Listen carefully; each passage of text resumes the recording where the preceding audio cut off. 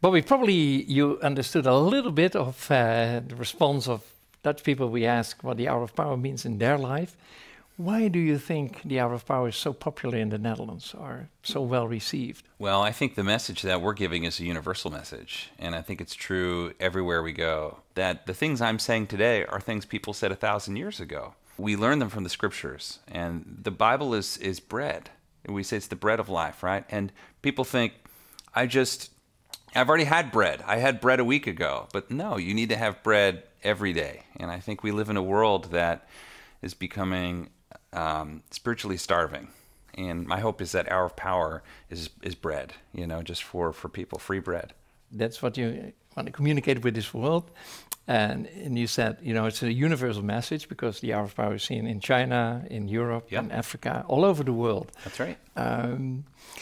What is your biggest joy? My biggest joy in hour of power is just seeing people's lives changed. My message is really about personal development, that life gets better when you get better. And all I'm doing is teaching discipleship in plain language. We don't use the word discipleship a lot because people get lost in it, but to be a disciple is to be a student. It means that you're working on yourself, that you're trying to build the kind of character that changes your life. And some people catch it when they watch Hour of Power, and some people apply it, some people do it. Some people that watch Hour of Power, they just get encouraged, but there's other people that say, I'm going to read the books. I'm going to change my behavior. I'm going to build a big dream. I'm going to write my goals down. And it's amazing that over time, as people take these giant steps in their life, they say, it works. Whoa. And those are the stories that I love the most, is when people decide to be really a disciple, to really commit themselves to personal development. Yeah. In the footsteps of Jesus, in the footsteps of the rabbi, is your message different from the message that Jesus spread 2,000 years ago, or is it exactly the same? I mean, I hope it's the same. He was preaching his message in the best way he could, telling the stories in the best way he could to the people he could. So Jesus, as a teacher, obviously took his teaching seriously. It was still about light and dark, right and wrong, heaven and hell, good and evil.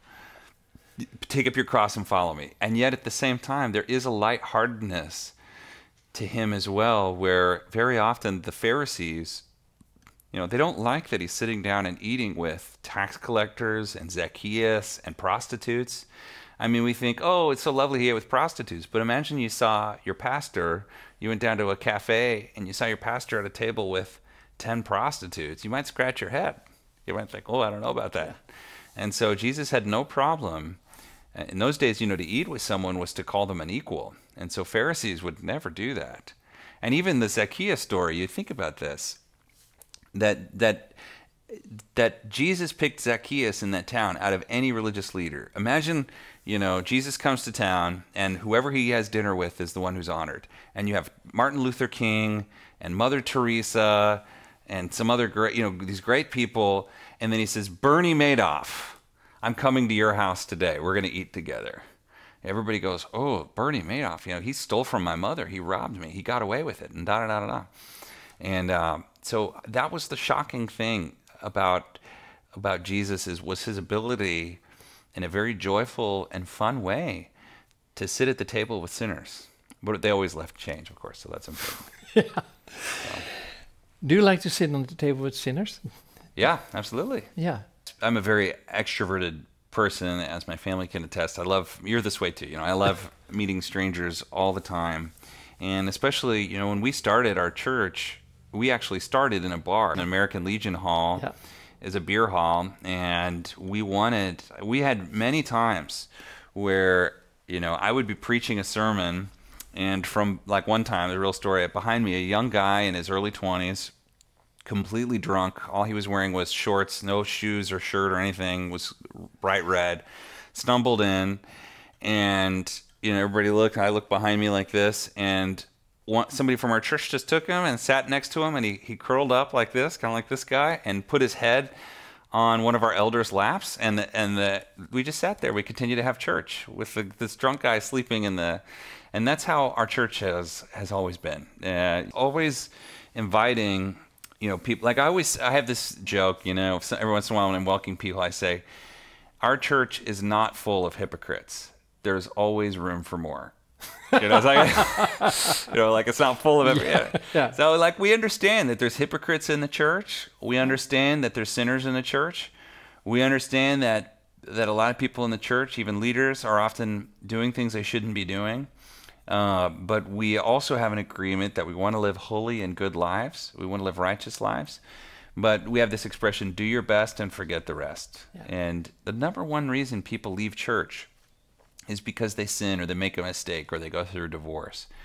But a church should be like a hospital. It's for the sick. It's not for the healthy. It is a That's a great example. That's church it. Should be a hospital. That's it. It's where we go to get well. Yeah.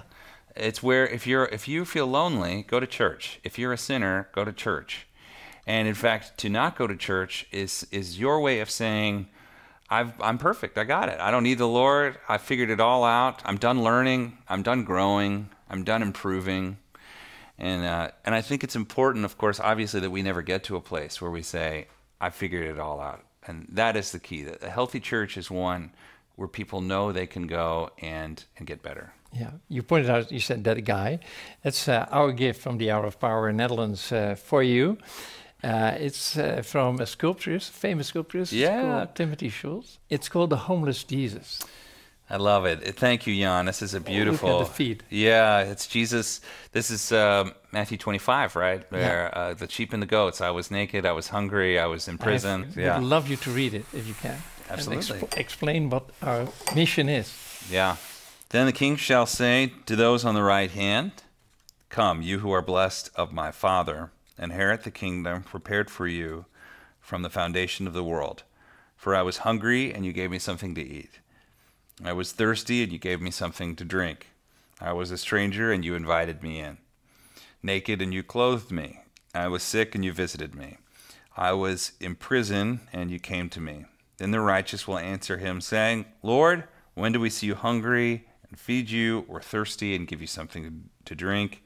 And when did we see you a stranger and invite you in, or naked and clothe you? And when did we see you sick or in prison and come to you? The king will answer, and he will say to them, truly, I tell you, to the extent that you did it to one of these brothers of mine, even the least of these, you did it for me. Amen.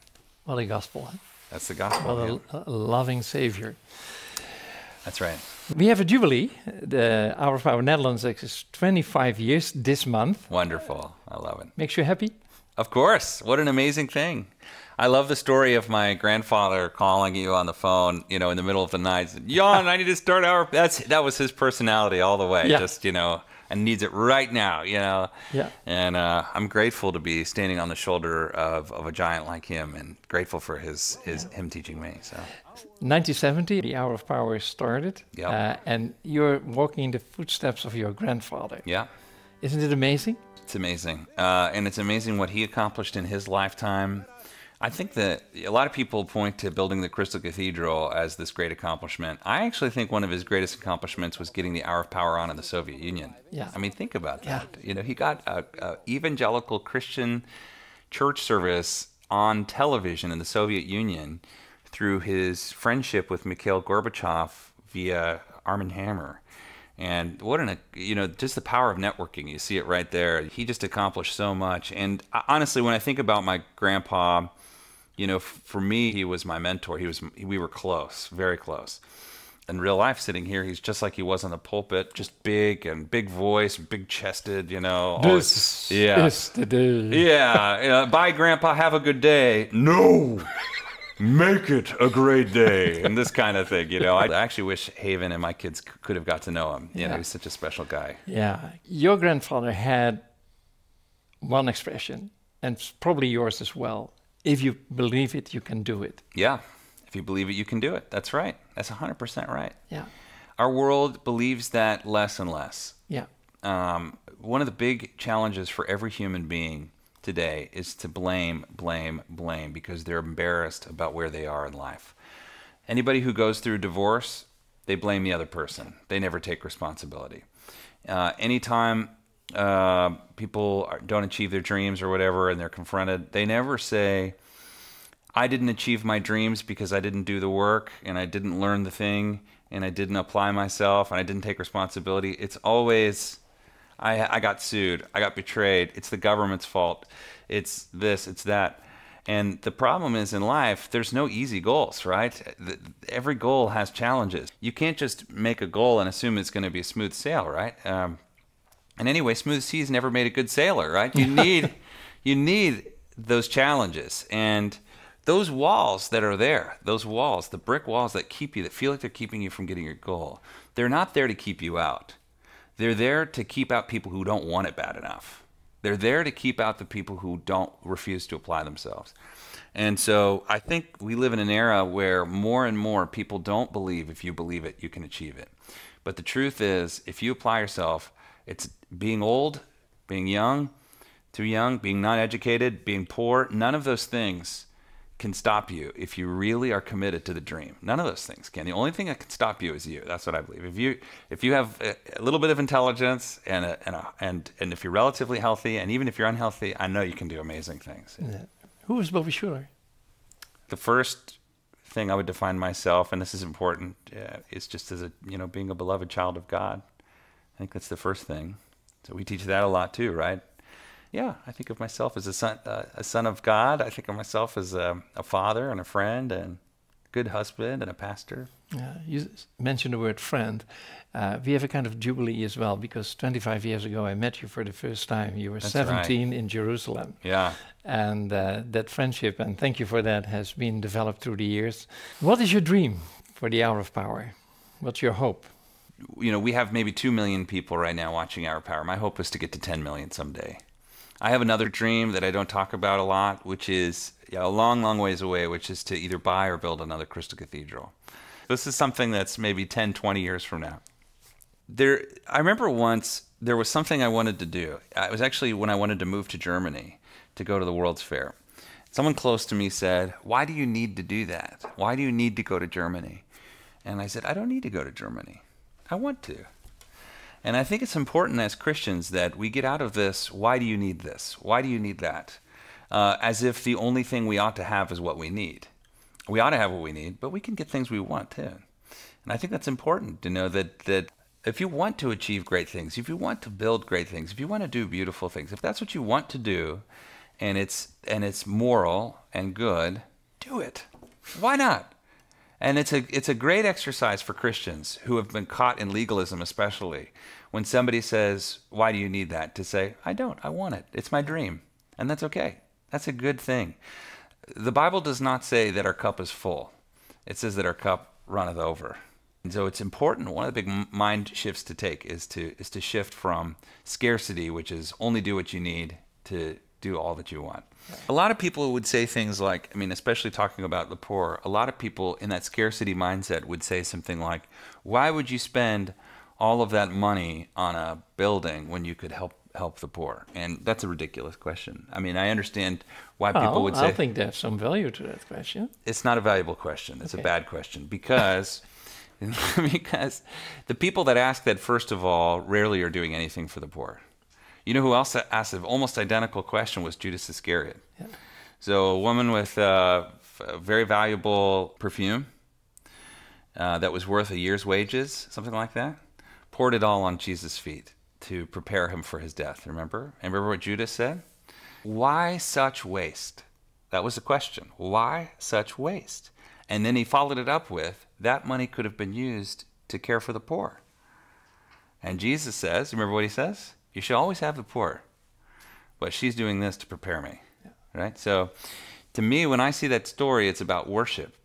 And here's something I learned when I was at the Crystal Cathedral working with homeless people. Homeless people need more than bread. Homeless people need more than clothing. We had, and I still have, many friends who are homeless. And the number one need for homeless in America is actually friendship. They need friends.